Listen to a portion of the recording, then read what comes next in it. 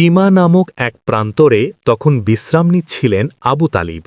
তার সাথে ছিলেন এক নুরানি চেহারার কিশোর, যাকে দেখে থমকে গেলেন এক ইয়াহুদি আলেম। নাম তার বুহাইরা রাহেব।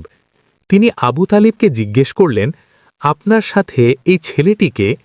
আবু তালিব বললেন, সে আমার ভাতিজা। বুহাইরা রাহেব গভীর দৃষ্টিতে কিশোরটির দিকে তাকিয়ে আবার বললেন, আপনি কি তাকে ভালোবাসেন, তার নিরাপত্তা চান? আবু তালিব বললেন, নিশ্চয়ই। তখন বুহাইরা রাহেব আল্লাহর কসম করে বললেন, তাকে কখনো সিরিয়ায় নিয়ে যাবেন না। ইয়াহুদিরা যদি জানতে পারে তারা তাকে হত্যা করবে। তিনি আরও বললেন, এই ছেলেটি সেই শেষ নবী, যার আগমনে ইয়াহুদিদের দিন রহিত হবে। তার সব গুণাবলী আমি তাওরাতে পড়েছি।